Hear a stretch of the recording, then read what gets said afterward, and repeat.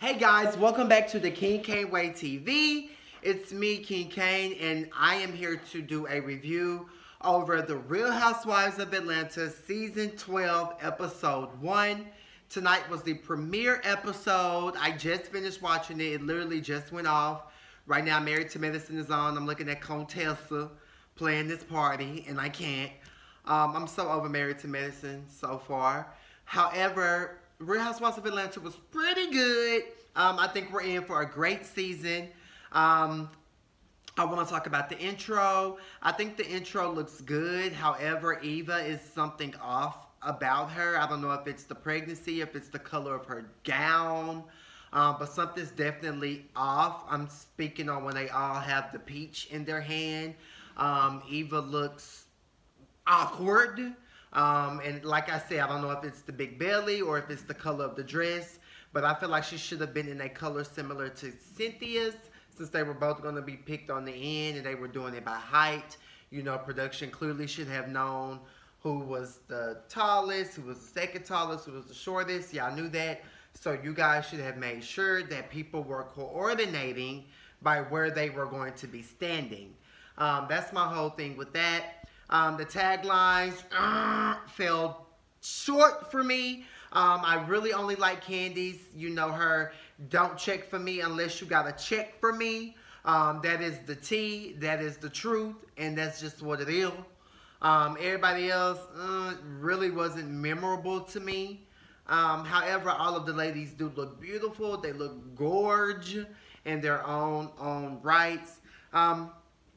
So the show opens up.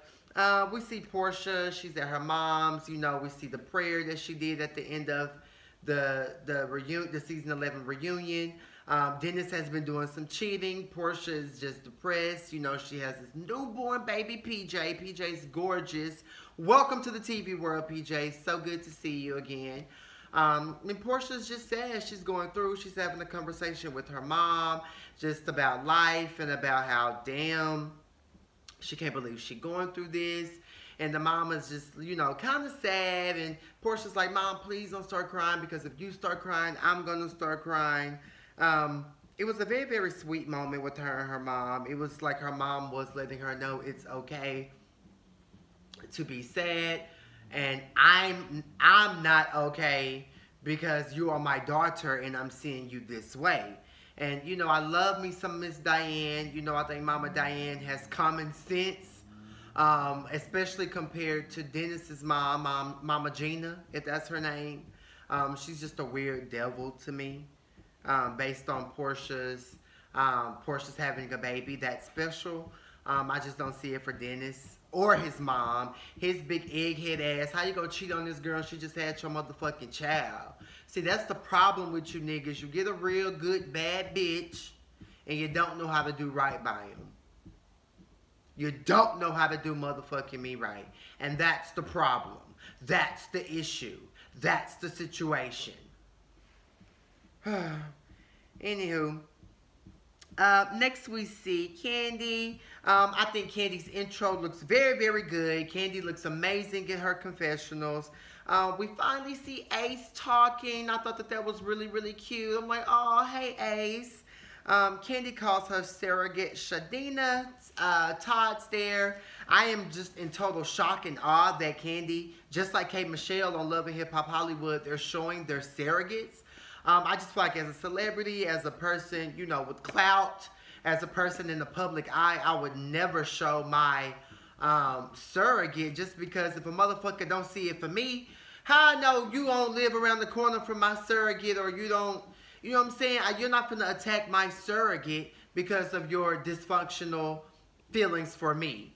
So, you know, I mean, I applaud, you know, people who like K. Michelle and like Candy, who are showing their surrogates on, you know, these major platforms, because it's just something that, you know, me personally, I wouldn't do.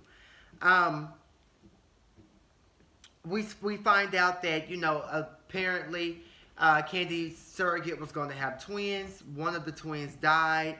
One survived. It's a girl. So Candy is having a daughter. She's very excited.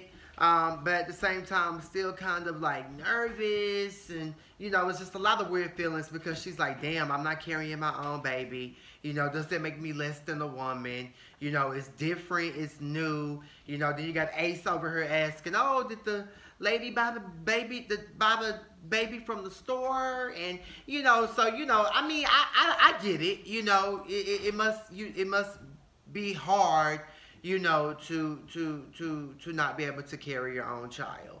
Why she doesn't want to carry her own child? We know Candy has had some fibroid issues. She's had fibroid surgery, and it's just something that she doesn't want to do and put her body through. And I feel like if you got the coin, like Todd said, and you have that option, do what the fuck you want to do. You feel me? Like if you can afford a surrogate, go out there and get your ass a goddamn surrogate like they did. I don't know. Candy's emotions are just up and down about the entire thing.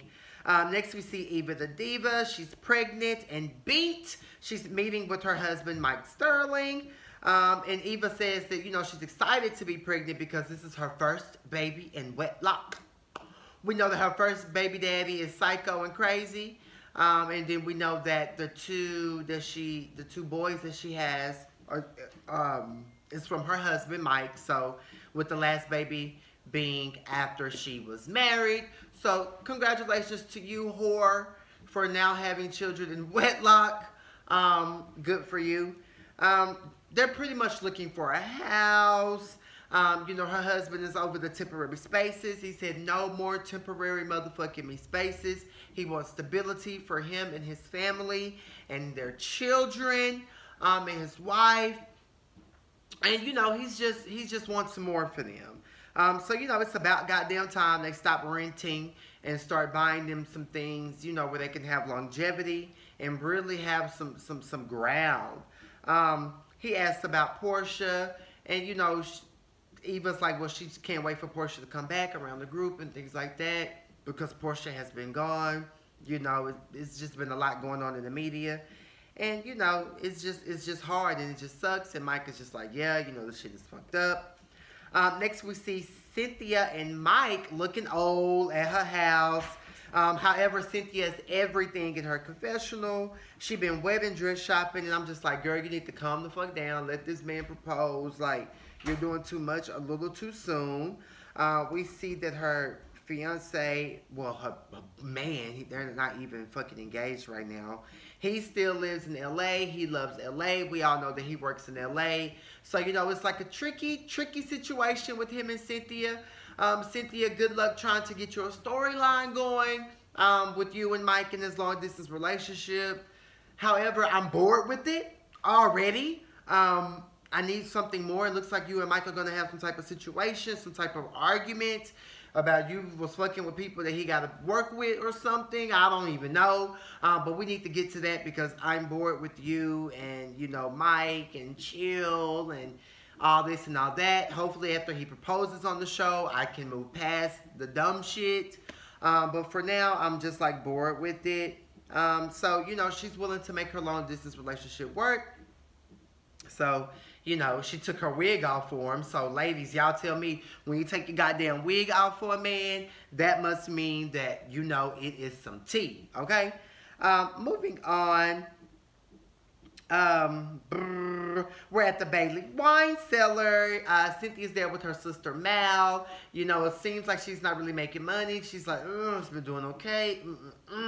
We all know starting a new business, it takes time. Good luck with it. Kenya Moore comes with Brooklyn.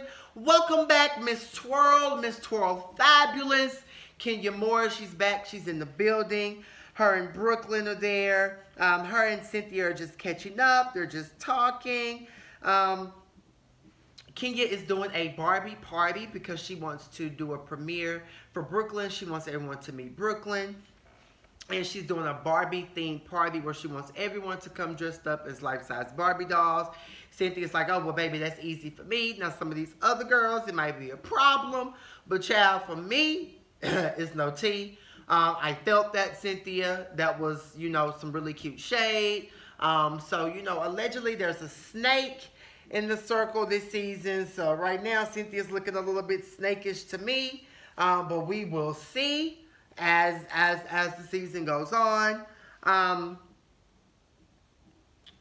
Nene, then they get into, you know, Cynthia is just saying, oh, I'm still not talking to Nene. Last time you were here was for the, you know, the wine party. And, you know, Nene, the Seagram's party, the little drink, that Cynthia came out with. She's like, yeah, so last time you were here for that party. And, you know, me and Nene are still not talking. And, you know, King is just like, well, when she invited my ex, Walter, to her goddamn wedding, I'm like, damn, you could have just gave me a heads up. And she told me that she's not going to be worried about me. She's going to be worried about how fabulous her event is. So, girl, that's just what it is. I mean, Kenya has a point. Like, you can't expect somebody to do something that you're not doing, bitch. Like, if you don't give me the same courtesy, the same respect, I'm not going to give your motherfucking ass nothing either. And that's just what it is. Like, period, point, motherfucking blank. You have to get respect to get respect. So, you know, pretty much Kenya just blowing Nene dust. Like, girl, I don't even want to talk about her. She need to get her life together. And then we get into some topic about, you know, Dennis cheating on Portia. I know for sure Dennis ain't trying to fuck with no animals. I don't know. That was kind of weird. I didn't really understand what they were really saying. Kenya tells Cynthia that she needs to let the man propose. Like, calm down. Let it happen when it's going to happen. It is what it is. They laugh. They talk. It was so good to see Kenya back. She gave us a little shade, but she didn't give us anything major. It was really good to see her with her daughter. I just really, really love the moment. Brooklyn is just sickening. Next, we see Portia, her mom, and her sis. They're just talking. They want Portia to get back happy. They want her to get out the house. I just really felt bad for Portia in this moment. She's just really hurt. You know, she talked about waking up in the morning and saying, oh, she's going to get dressed. And then, you know, starting to get dressed turns in from 1 hour to 2 hours to 3 hours. And before she know it, you know, she's not even getting dressed.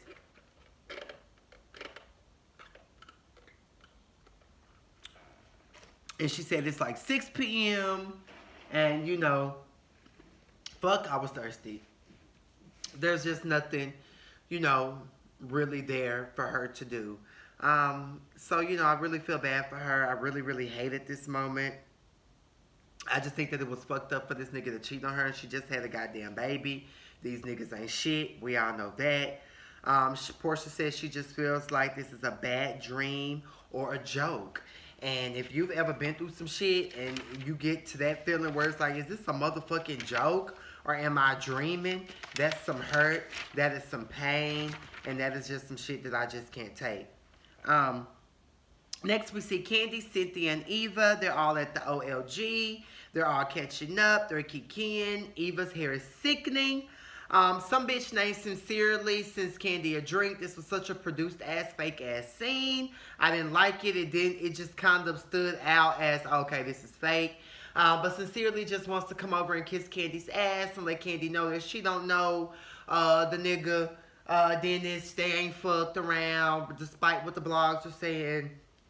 We see Peanut Head ass Tasha K, you know, saying that it's the truth and that Dennis has been fucking with the bitch and this is the tea, this is the case. The girl says she doesn't know her. And Cynthia's just like, well, how did you get sucked off into this? And, you know, Eva's just like, girl, like, this is just too much. And, you know, they go into this whole thing with each other, you know, Cynthia, Eva, and Candy, of who do they believe, the bitch? Do they believe Dennis? Do they believe what's going on? And Candy's just being shady, like, ooh, I don't know what's going on. Portia didn't want to hear nothing from me last year.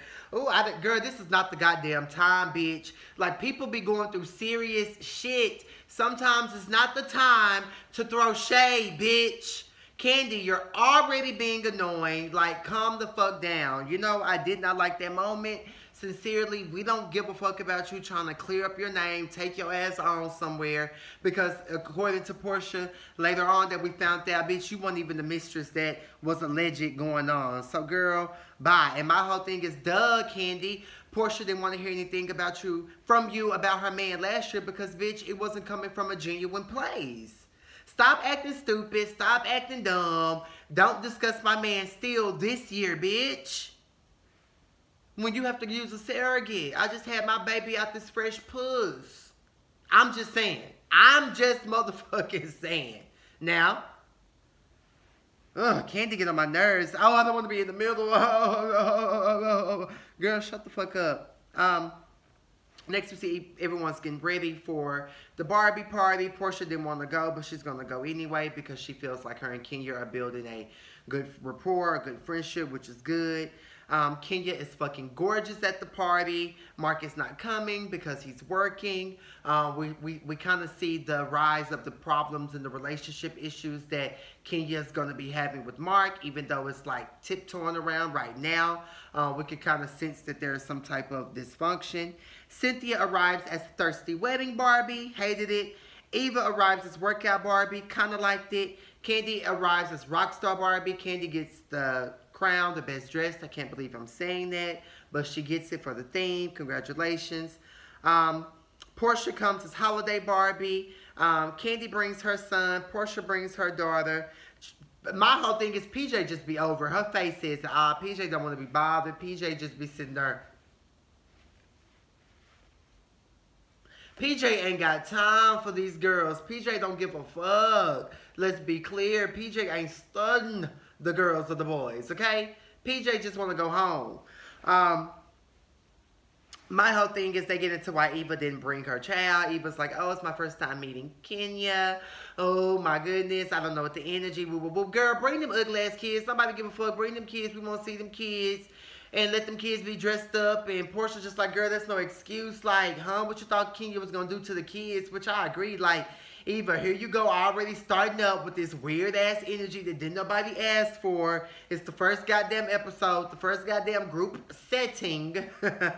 And here you go, being annoying. Like, it's so weird and it's so childish. I literally can't.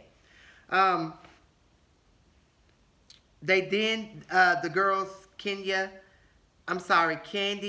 Cynthia, and Eva, they start discussing, sincerely, if they're going to tell Portia or not. Kenya comes over and is like, what are y'all talking about? They tell Kenya about the bitch. Kenya's just like, well, I don't know. Let me go tell her, but it was like a joke. Then we see Kenya and Portia. They have a one-on-one. They have a heart-to-heart moment. It was very good to see them with their daughters. They apologize to one another. They move forward, just from their toxic past. And Lord, we know that their past has been toxic. They talk about Eva not bringing her kids. And, Portia's just spilling the tea to Kenya about how Eva was like, oh, the energy got to be right. And this, that, and the third. And Cynthia was there like agreeing, like, yeah, I can see that. Which Kenya was kind of agreeing, but not to that point. She was just saying like, okay, I understand not wanting to bring your kids around because you like to see energies first. And I feel like, okay, that's fine. What the fuck ever. But bitch, ain't nobody gonna do nothing to your goddamn kids. Every time I talk about Eva, I get bored. Every time I talk about Eva, I get motherfucking bored. But anyways, Kenya is just like, girl, so you're basically trying to take a shot at my character and as me as a mom. Like, what you thought I was going to do, take my fucking ponytail off and beat your child with it? Like, girl, you're just weird. Portia was also giving more tea. I'm like, Portia, I didn't see this, but, it was a lot of filming going on. We don't see everything. So, maybe Eva was giving that off. King, like I said, Kenya just feels like it's a full-on attack. So we can kind of see that situation brewing, bitch. Don't come for me. Eva does seem like you're coming for Kenya for no reason. But we all know the girls like to come for the queens. So we'll see how that turns out.